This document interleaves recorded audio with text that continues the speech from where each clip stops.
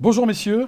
Bonjour Philippe. Bonjour Philippe. Alors, émission éclairage numéro 15, si mes comptes sont bons. Et aujourd'hui, le sujet de l'émission, c'est une personne qui est décédée le 21 février dernier dans sa 100e année. Alors donc, pour tous ceux qui nous écoutent et puis sans doute qui vont nous regarder, en fait, je pense qu'on appartient tous au moins à une ou l'autre des deux catégories. Donc soit vous faites partie de ceux qui vont se dire « je le connais, c'est dingue, c'est normal », qu'ils aient choisi ce personnage comme étant un sujet d'émission. Et puis peut-être vous faites partie de l'une ou l'autre la deuxième catégorie, qui est celle qui dit « qui ça ?» Et du coup, gros blanc sur mais non, cette personne, elle n'est pas si célèbre que ça. D'ailleurs, dans mon enthousiasme à préparer cette émission du jour, je me suis amusé parce que moi, je me suis imaginé que tout le monde connaissait cette personne, pour l'instant demeurée secrète. Et j'ai fait quelques petits sondages avec les personnes que je fréquente de tous âges. Et puis, non, tout le monde ne le connaît pas en fait. Messieurs, votre rapport avec ce personnage, justement, qu'en est-il? Moi, c'est quelqu'un que je connais. Bernard. Que j'ai eu l'occasion de croiser, d'écouter aussi, que j'ai vu. Donc, En live? Oui, oui. Du coup, oui. d'accord. Donc, voilà. Ok, très bien. David? Moi, je le connais depuis un paquet d'années, je l'ai entendu en live aussi. Et une sympathie mitigée aussi pour... Sympathie mitigée. Ouais. D'accord. Ok, très bien. Pour Et moi, Marc? j'aurais tendance à dire, oui bien sûr, le nom je le connais, quand on le découvrira, nos générations peuvent difficilement ne pas dire qu'ils ne le connaissent pas. Les plus jeunes générations, c'est peut-être plus compliqué. Ouais, c'est vrai, surtout en France. Hein. Mais derrière, c'est un personnage qui m'interroge, moi comme catholique, de dire quelle place, qu'est-ce que ça veut dire. On en reparlera tout à l'heure d'ailleurs. Bon, très bien. Alors, petite devinette pour ceux qui nous regardent et qui nous écoutent. Ils prennent des notes. J'espère, parce que je vais y aller lentement. Je suis né en 1918 dans une ferme laitière. Ça ne s'invente pas. Mais il n'avait pas encore atteint ses 100 ans. Alors, il est né en 1918 et il est année. effectivement décédé dans sa 100e année, puisque son anniversaire, c'était en novembre. Donc, il est né en 1918 dans une ferme laitière. C'est quelqu'un qui a parlé en live devant plus de 210 millions de personnes sur notre planète Terre, dans 185 pays, sur 60 ans de carrière, et notamment dans les 185 pays, en Corée du Nord, donc ce qui est assez rare pour des personnes étrangères au pays, en 92 et en 94. Cette personne, et je pense que certains du coup ont deviné de qui il s'agit déjà maintenant, est venue au moins 3 fois en France, et notamment en 1986. Tout le monde était né autour de la table. À Paris-Bercy. Il a été accueilli par Monseigneur Lustiger, par François Mitterrand, qui donc était président de la République à ce moment-là, je crois, en 81-86, c'est ça. Oui, oui. Et puis qui a été invité sur le plateau du journal télévisé de PPD. 20h par Patrick Poivre d'Arvor. Patrick Poivre d'Arvor, PPDA. par PPDA. Je pense que du coup, la devinette maintenant est terminée. On va terminer en disant que c'était le conseiller spirituel de plusieurs présidents américains. Voilà, sa proximité avec les grandes personnalités Tout à fait. et les dirigeants des États-Unis. Et il a rencontré un paquet de monde le pape super aussi. connu, le pape Jean-Paul II en l'occurrence, Mhm. Mère Teresa, grand ami aussi de Martin Luther King, j'ai vu ça en préparant l'émission. Et je me demande s'il a vraiment rencontré Donald Trump. Je n'ai pas lu grand-chose sur ses relations avec Donald Trump. Ah, effectivement, puisque c'est Il était c'est souffrant son quand fils même, qui a fait la prière sur la fin. d'investiture, et donc le fils, il s'appelle Franklin Graham, donc tout le monde a deviné. Le thème de l'émission aujourd'hui, c'est Billy Graham. Donc je vous laisse décider, chers auditeurs et qui nous regardez, à quelle catégorie du coup vous appartenez, à ceux qui se disent, effectivement, Billy Graham a bercé une partie de ma vie à travers sa longue période d'activité, ou au contraire dit, non, Billy Graham, ça me dit rien, j'ai même pas vu les nouvelles récemment dans les différents journaux au sujet de son décès. D'ailleurs, les obsèques ont eu lieu devant 2000 personnes, je crois que c'était vendredi dernier. En présence de Donald Trump. Et en présence de Donald Trump et de sa femme, tout à fait. Voilà, aujourd'hui je vais vous proposer, messieurs, d'aborder 3 axes particuliers, parce qu'il y aurait beaucoup de choses à dire sur Billy Graham. C'est un sujet qui personnellement m'a beaucoup touché. Clairement, vous allez certainement sentir une bonne dose d'émotion aujourd'hui. 3 axes sur lesquels je vais vous proposer qu'on fasse un éclairage pour tous ceux qui nous écoutent et qui nous regardent. En quoi ce sujet est important d'un point de vue historique. Voilà. On peut être d'accord ou pas d'ailleurs, dans quelle mesure ça a été historique. En quoi c'est un sujet qui peut toucher ou au contraire qui peut laisser assez indifférent. Tout à l'heure, par exemple, tu as utilisé le terme de mitigé, David. Et puis enfin, en quoi les réactions qu'on peut avoir soient complètement très positives, dont vous avez deviné, je fais assez partie, ou au contraire plus négatives, en quoi ces réactions peuvent être symptomatiques, en quoi ces personnages et sa carrière peuvent cristalliser certaines opinions qu'on peut retrouver après en discutant autour d'une table. J'avais dit qu'on ne parlerait plus de barbecue, je crois. Oui, Pas avant que ce soit Mais- possible. C'était autour du feu de bois. Mais c'était autour Oui, du feu la de bois, cheminée. et la période aidant, et la température extérieure Le printemps aidant, arrive. je pense que nous allons en reparler. Donc, écoutez, c'est de ça dont on va parler pendant cette émission Éclairage. Un grand merci pour votre participation aujourd'hui, messieurs. Alors qui commence ça? Eh bien, moi, j'aimerais bien démarrer par l'aspect historique. Dans quelle mesure on peut penser qu'effectivement ce sujet est pertinent d'un point de vue historique? C'est quand même assez extraordinaire Marc. de voir la durée de ce personnage qui est Billy Graham.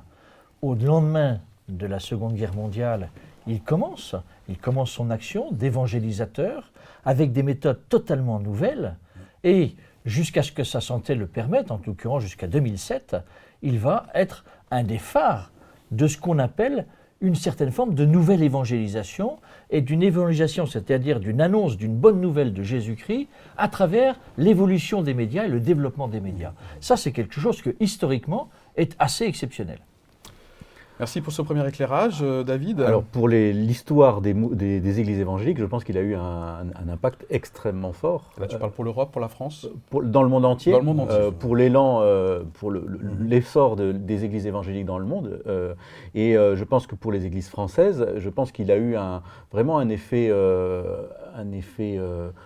électrisant en donnant cette impression que oui, même dans une société sécularisée, on peut encore avoir une parole qui porte et on peut se servir des moyens technologiques modernes pour le faire. Là, bon, c'était lui, il vient des États-Unis à une époque parfois où il y avait presque 20 ans d'avance sur tout en matière de médias, de techniques et tout ça. Et je pense qu'à un moment donné, les évangéliques se sont dit, faisons pareil, n'ayons pas peur. Et je pense qu'après, il y a eu des vocations d'évangélisateurs qui se sont créées, beaucoup, pour aller après en Corée du Sud, pour aller en Amérique du Sud aussi, où il y a eu un grand élan qui a été fait. Donc je pense qu'effectivement, il a désinhibé beaucoup d'évangéliques dans leur légitimité à être évangélisateurs. Oui, quand on lit, dans un instant, je te laisse la parole, Bernard, quand on lit les réactions de l'époque, notamment de sa troisième venue en 1986, j'ai beaucoup le terme que tu as utilisé, désinhibé. Ça n'a pas suscité que des réactions très, très, très positives, dans le milieu notamment protestant traditionnel. Et même chez les évangéliques, je pense qu'effectivement, historiquement, il y a eu un avant et un après, quoi.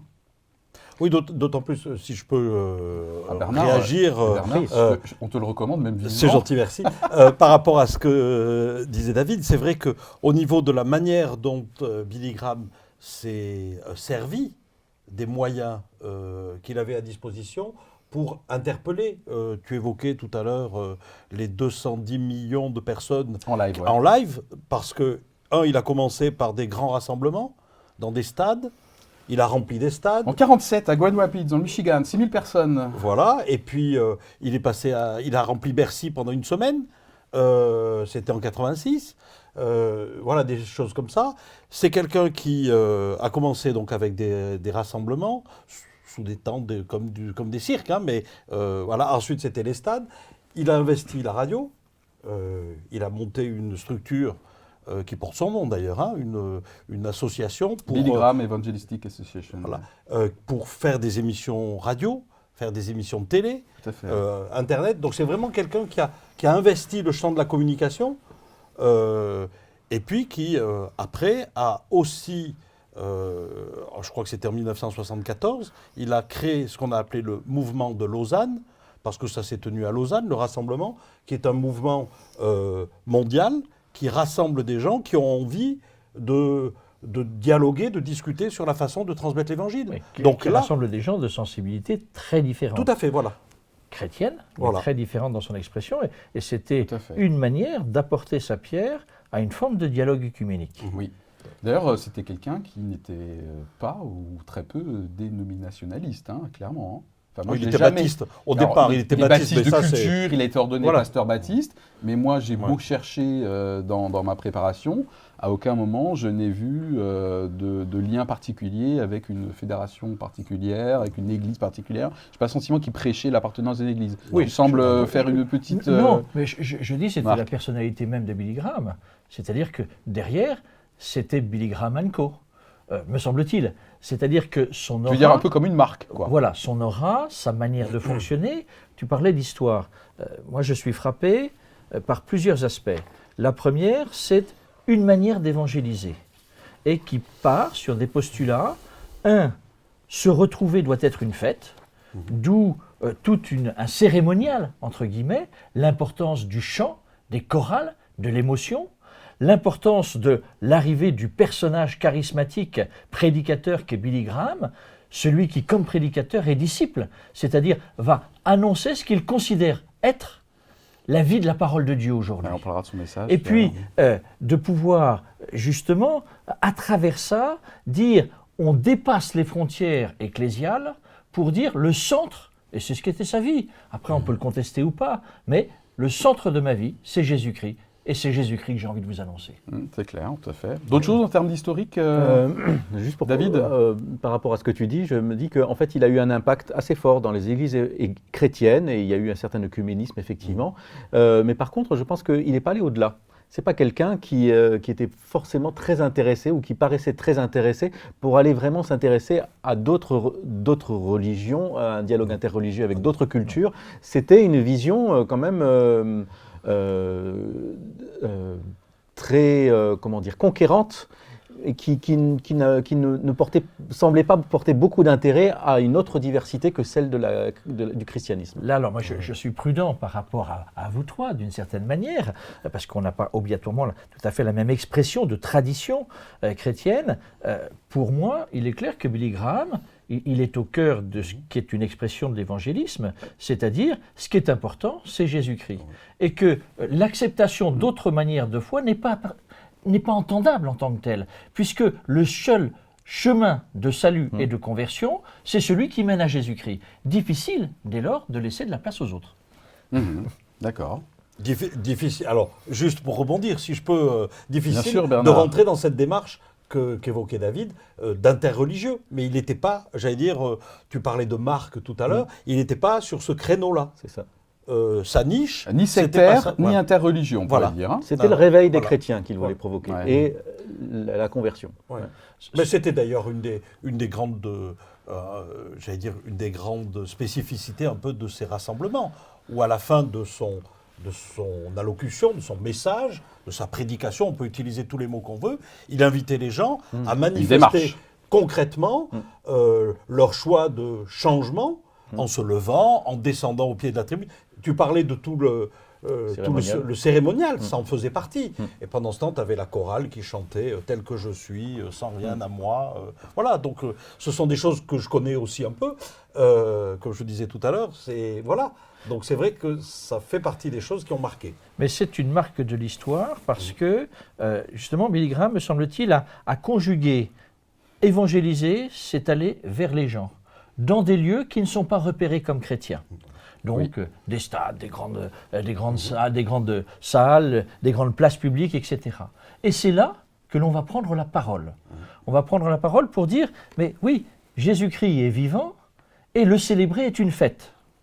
Mais également, Billy Graham a eu le souci aussi de pouvoir construire des églises, c'est-à-dire des lieux où on se rassemble pour aussi se retrouver entre nous. Et moi, je suis frappé par cela parce que je crois que là où il a été un précurseur, et pour moi, dans la sensibilité catholique qui est la mienne, je pense qu'on ne peut pas ne pas voir dans ce que, entre autres, Jean-Paul II, qui effectivement a rencontré à de nombreuses reprises Billy Graham et qui était un proche de Billy Graham. La construction des Journées mondiales de la jeunesse, par exemple, à mon avis, est née de cet essor-là, historiquement. C'est-à-dire de se dire, il faut que l'on sorte de nos églises, il faut que l'on aille à la rencontre de tous et qu'on puisse rassembler des gens qui sont en quête. Qu'est-ce qu'est ma vie? Quel est le sens de ma vie? Et là, dans des grands rassemblements comme ça, on crée cette émotion, on crée cette rencontre, et après un chemin peut aller. Ça, je crois que c'est une des marques de Billy Graham. Oui, d'ailleurs, le fondateur du Top Chrétien, Éric Sellerier, clairement, je veux dire, attribue à sa rencontre avec Billy Graham, qu'il a rencontré personnellement plusieurs fois, sa démarche, son projet de Top Chrétien, hein, qui est devenu ce que c'est aujourd'hui. Sur le plan historique, moi j'aimerais rajouter peut-être un dernier point, ça me frappe toujours, alors sans aucune commune mesure, mais un peu comme la vie d'un Johnny, que nous avons aussi perdu il n'y a pas si longtemps. Quand je regarde à un moment donné des personnages qui, du fait de leur âge et de leur longévité de carrière, on a l'impression de se prendre une tranche d'histoire en regardant une espèce de reportage. J'ai écouté des extraits de Billy Graham au Vietnam. Mais je trouve ça fou quand même. À un moment donné, que quelqu'un ait une telle carrière aussi longue, je vais dire, le Vietnam, ça me paraît tellement loin, la génération d'aujourd'hui, devant les GI. Ensuite, on le voit avec les ravages de l'âge, hein, clairement, puisqu'il a été atteint de la maladie de Parkinson et un cancer de la prostate.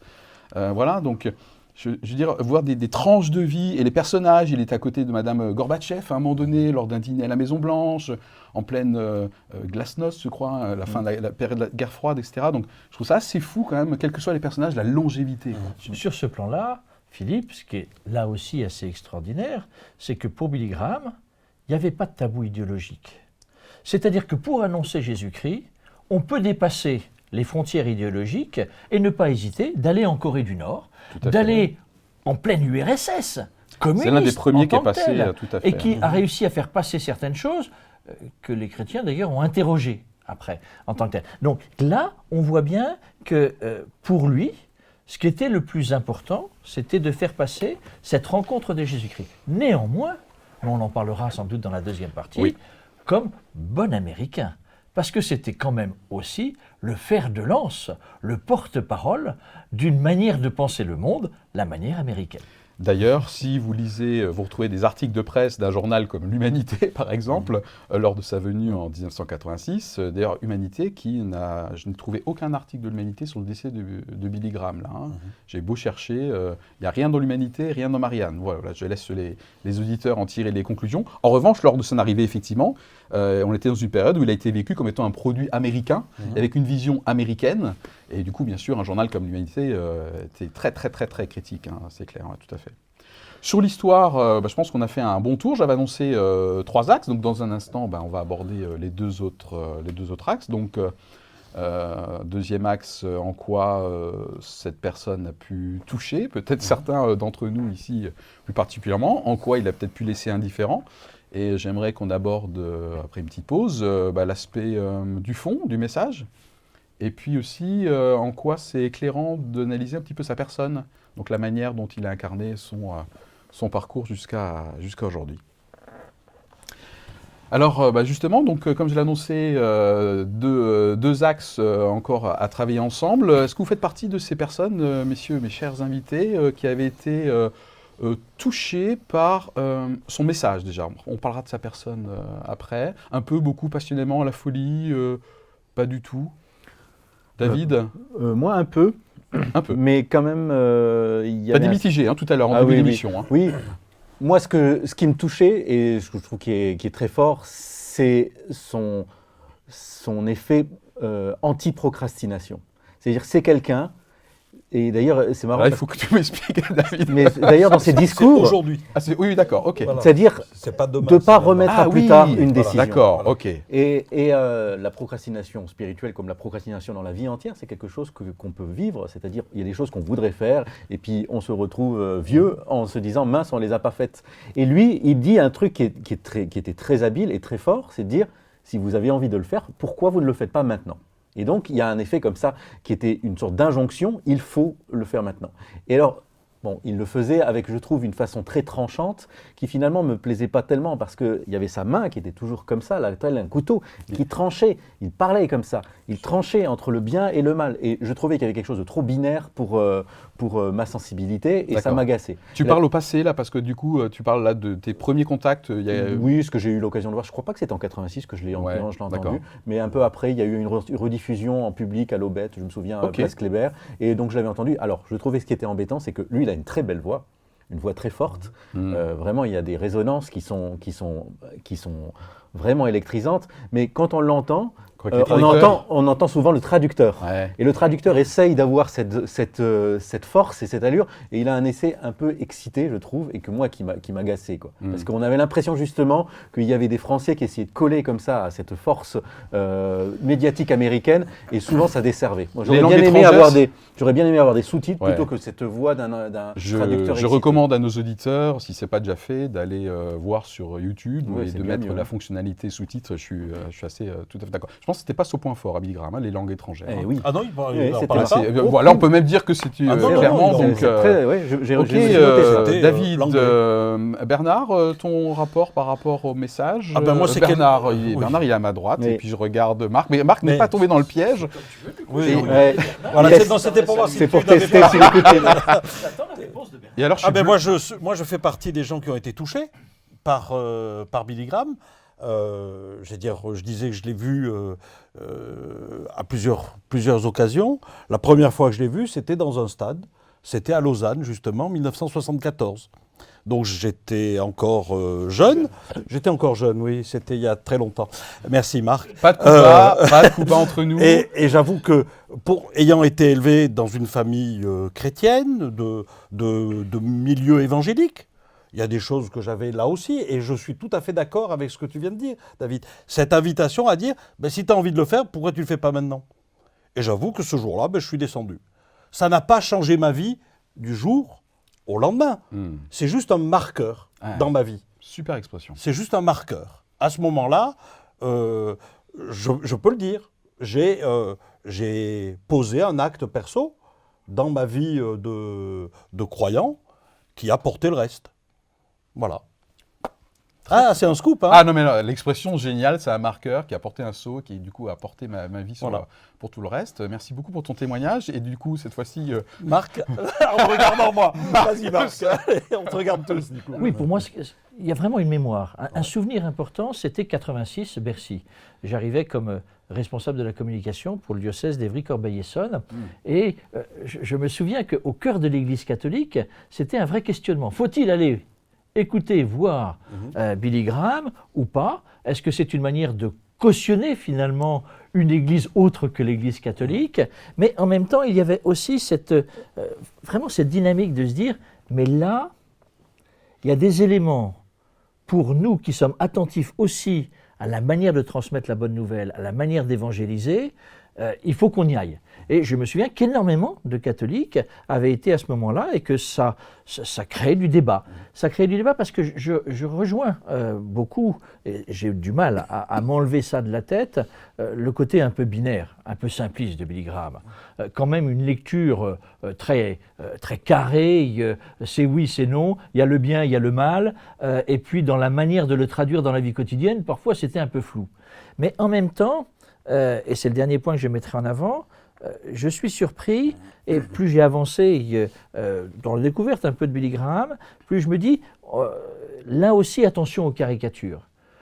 Billy Graham était très vite enfermé dans un personnage un peu monolithique. Effectivement, les États-Unis, conservatrices, ségrégationnistes, etc. Or, Billy Graham, il a eu des combats remarquables dans la reconnaissance des Noirs, un certain nombre d'autres combats qui étaient totalement en différence avec l'approche du pouvoir américain. Et ça, je trouve ça intéressant aussi pour justement se dire, mais ce Billy Graham, ce n'était pas qu'une facette non plus, la facette médiatique que l'on voulait y mettre devant. Par rapport à ce que dit Marc, non seulement des décalages par rapport à ce que tu as évoqué, le positionnement politique ou économique, mais aussi par rapport à son église d'origine. Il a ouvert des portes, il a ouvert des possibilités de dialogue que les baptistes du sud des États-Unis ne pouvaient pas concevoir. sa femme est restée presbytérienne toute sa vie, hein, Oui. jusqu'à son décès en 2007 d'ailleurs. Et elle était fille de missionnaire américain En Chine, ouais. oui, tout à fait. D'ailleurs, elle voulait évangéliser, je crois, au Tibet, il me semble. Voilà. Donc sur le message, et puis du coup, Marc a commencé à faire une transition aussi par rapport à la personne, hein, puisque tu évoquais, il a eu à un moment donné, il a refusé de prendre la parole avec une assemblée, effectivement, où il y avait une ségrégation blanc et noir. Hein, et donc, il était très, très pote avec Martin Luther King. Donc, on va ripper rapidement vers son personnage. En ce qui me concerne, sur le fond du message, alors j'ai entendu les mots binaire, simpliste qui ont été prononcés par certains des invités ici. Alors, je ne partage pas du tout ces termes-là, puisque... enfin, si, en fait, je les partage complètement, mais du coup, moi, ce sont justement ces mots-là qui m'ont touché. Et d'ailleurs, en préparant l'émission, j'ai vu qu'il y avait un théologien suisse, monsieur Barth, je crois, qui disait à Billy Graham, bon, c'est chouette votre discours, mais il faut que vous naissiez de nouveau, vous m'enlevez le « il faut que », quoi. Hein. Voilà. Et Billy Graham a dit, je ne peux pas faire ça parce que c'est biblique. Et donc, M. Barth a dit, oui, c'est vrai, c'est biblique. Et donc, du coup, ils sont restés là-dessus, mais ils ont eu des chouettes discussions, entre guillemets, théologiques. Alors moi, du coup, je suis quelqu'un qui a été énormément touché. Alors, j'avais assisté à une retransmission au stade de la Méno, hein, en 1986, donc j'avais 16 ans. Et dans le but de m'immerger dans l'émission, j'ai revu certaines de ses prédications, en 71 à Chicago, en 98 à une conférence TEDx, où il avait 80 ans. Moi, c'est quelqu'un sur le fond qui me touche complètement. Et j'ai lu effectivement des articles que certains le trouvaient manichéens ou simplistes. En tant qu'évangélique, peut-être pur jus, je ne sais pas. C'est justement ce qui me plaît, parce que moi, c'est ce que je retrouve clairement dans le message biblique. En tout cas, le côté binaire par rapport à la naissance, à la nouvelle naissance, et par rapport à la centralité du rôle de Jésus, quoi. Donc, s'il est simpliste, je considère que le message biblique, en ce qui me concerne, est simpliste, en tout cas par rapport à ce sujet-là, quoi. Donc moi, je suis très très touché par le personnage, par son message, pardon, j'avance un petit peu dans la transition. Qu'est-ce qu'on peut dire sur la personne? Moi, je trouve intéressant, Marc, ton réflexe tout de suite, et c'est aussi un réflexe pour nos auditeurs et ceux qui nous regardent, de faire attention aux caricatures dans lesquelles on peut enfermer les personnes. Je suis tout à fait d'accord avec ce point de vigilance-là. Bon, ce qu'il y a, c'est qu'on a vu Billy Graham, on a connu Billy Graham principalement par des téléconférences mondiales. Ouais. Où en 1 heure, des croisades, son projet, c'est d'amener les gens à descendre et à prendre une décision. C'est sûr que ça renforce l'effet binaire. On peut vraiment se dire qu'il n'était pas aussi simpliste dans sa réflexion et dans son approche de la Bible. Simplement, lui, son boulot, c'était de faire que les gens retournent la pièce et disent « maintenant, je passe de ce côté-là ». Après, ce que je sais, c'est qu'il y avait des gens qui derrière, accueillait les personnes qui faisaient cet acte de conversion. Et il y a un travail d'église qui suivait. Il ne s'agissait pas de dire maintenant les gens se sont convertis, ils sont chrétiens et ils se débrouillent tout seuls dans la nature. Il y avait quand même cette idée qu'il y avait une vie de communauté après. Moi qui étais dans l'église évangélique à cette époque-là, je voyais bien qu'en fait il y a un accueil et après on construit tout ça. Tout à fait. Après que comment dire, la théologie évangélique est un peu binaire, pour moi ça je le ressens toujours un petit peu, mais quand même pas au même point que ce qu'on entendait ce soir-là. Ce soir-là, c'était ne jouez plus avec votre vie, vous choisissez entre la vie et la mort. Voilà, c'était direct.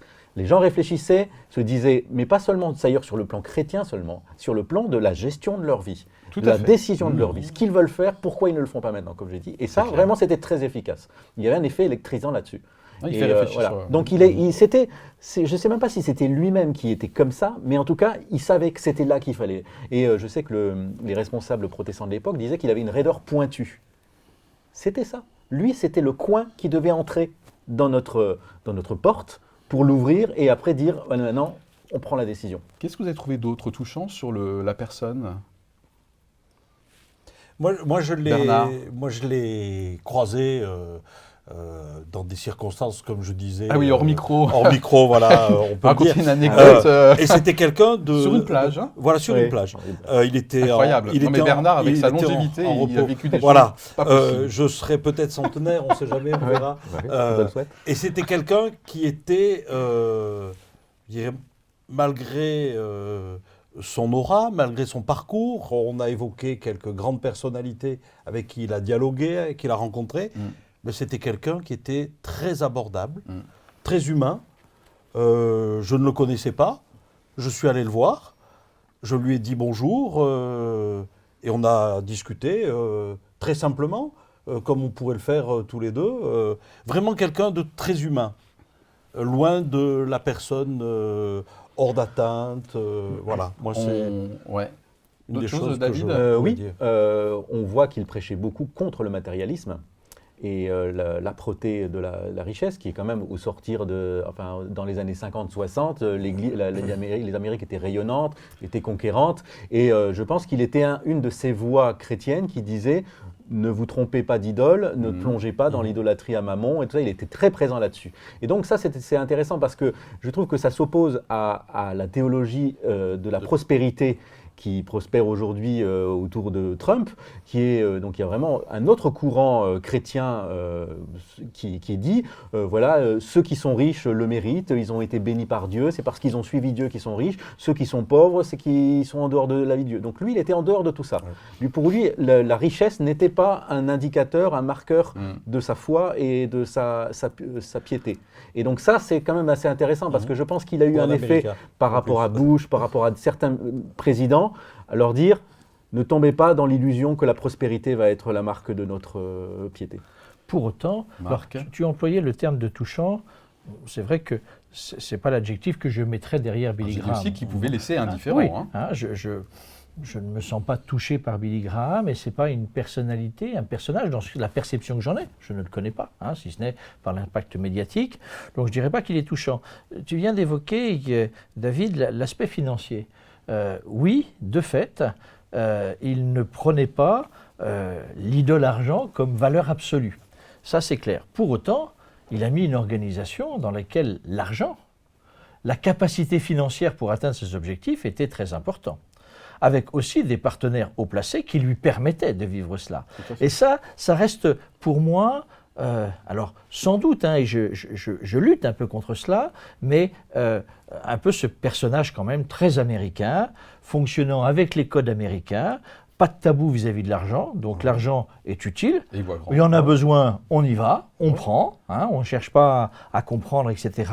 Et ça, d'une certaine manière, ça me titille un tout petit peu. Alors du coup, moi je trouve que c'est tout à fait, ce à quoi je viens d'assister là, c'est tout à fait symptomatique aussi, effectivement, et c'est bien parce que je trouve que Marc dit clairement qu'il lutte aussi un petit peu contre ça. Je pense d'une différence de mentalité globale, en dehors même du fait religieux, entre peut-être une mentalité européenne et une mentalité américaine, qui effectivement sont sans tabou sur on y va grand, et on utilise l'argent pour y aller, quoi. C'est un des aspects qui me touche dans le personnage, c'est qu'on a beau chercher, il n'a pas de casserole ce mec, quoi. Je veux dire, il était marié pendant plus de 64 ans, je crois, avec Ruth. Et j'ai trouvé dans ses prédications qu'il avait du charisme, je suis d'accord. Et à un moment donné, j'ai discuté avec ma femme et j'ai dit, mais il y a quelque chose chez lui. Elle me dit, oui, il n'est pas dans la séduction. Je trouve qu'il n'est pas dans la séduction. C'est-à-dire qu'en fait, il ne fait pas de petites blagues, il n'essaie pas de se rendre important. Il a un super charisme, donc ça, mon savoir, je suis tout à fait d'accord. Mais je ne l'ai jamais trouvé dans la séduction sur sa personne, en fait. Donc c'est vraiment quelque chose qui m'a touché, moi, dans ce personnage. Il nous reste à peu près 5 minutes. On a notamment vu l'axe sur le fond du message et sa personne.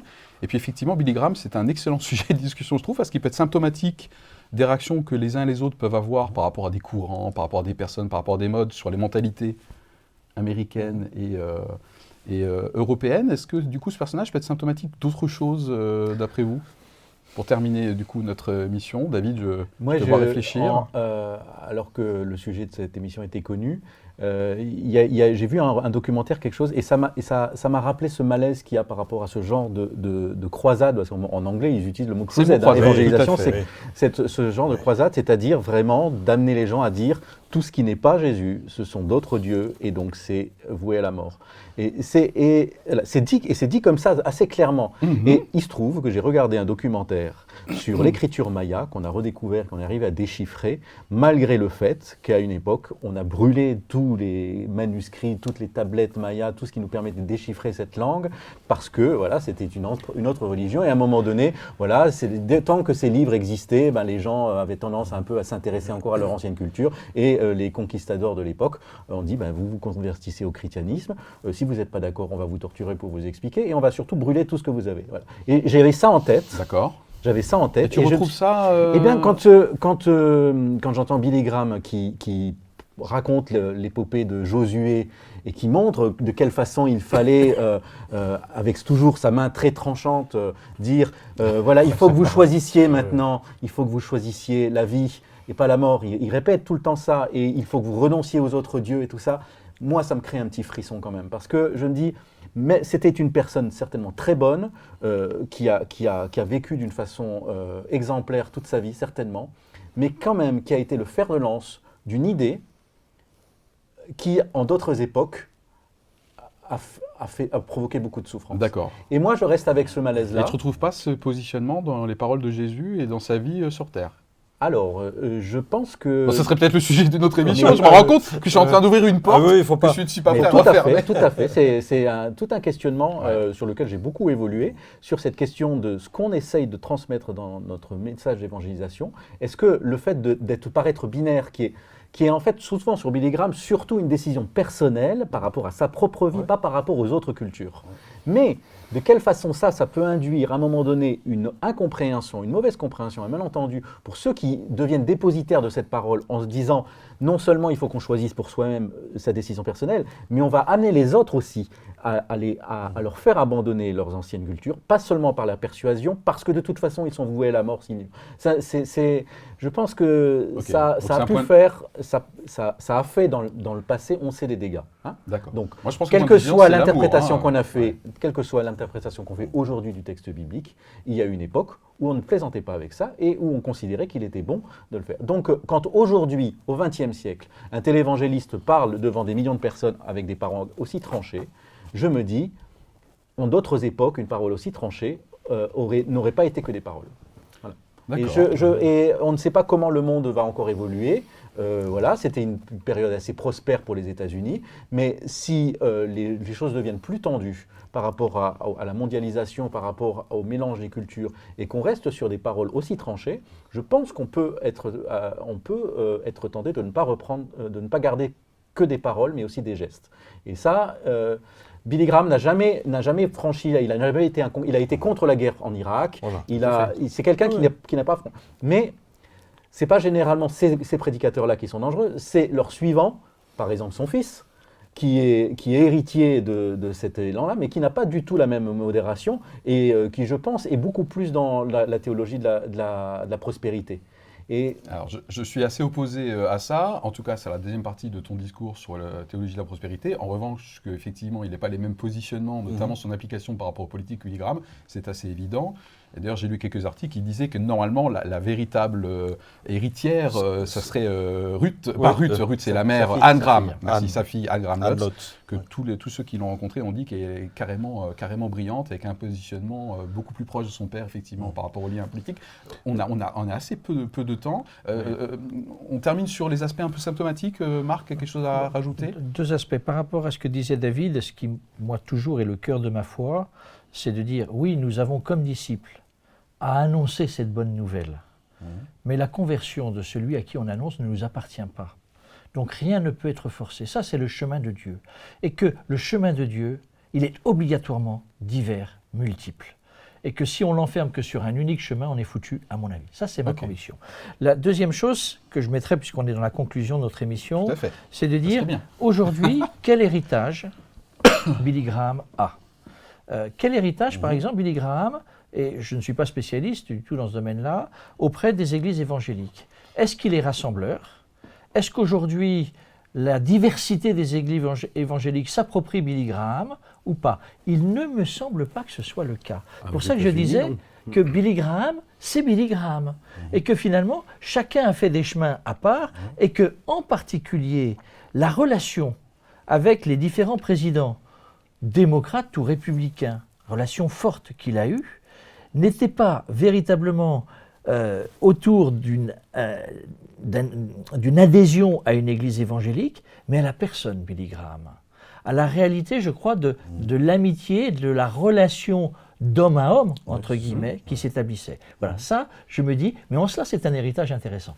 Et je pense que du coup, l'amour, parce que là, moi, j'entends le côté amour, hein, je pense que c'est quelqu'un qui était aimable et qui était aimant et qui était sincère. Donc, je pense que c'est les différents présidents américains ont senti ça. C'est ce qu'a dit, je crois, Clinton, Oui. qui disait que quand il priait, parce qu'il lui est arrivé de prier avec les présidents, on n'avait pas l'impression qu'il priait pour le président, mais vraiment pour la personne, un intérêt pour la personne. Et en écho juste à ce que disait David, je crois que ce qui me semble en tout cas intéressant, c'est de réaliser que oui, effectivement, ce que Billy Graham faisait, de façon peut-être un peu insistante, comme tu le soulignais, c'était de dire la démarche, elle est avant tout personnelle. On n'est pas héritier de quelque chose, c'est à nous de choisir. Petite anecdote que vous avez certainement trouvée au gré de notre préparation commune à cette émission, pour terminer sur en quoi c'est symptomatique, c'est la manière dont il a géré le risque lié à la popularité. Et je trouve que c'est assez...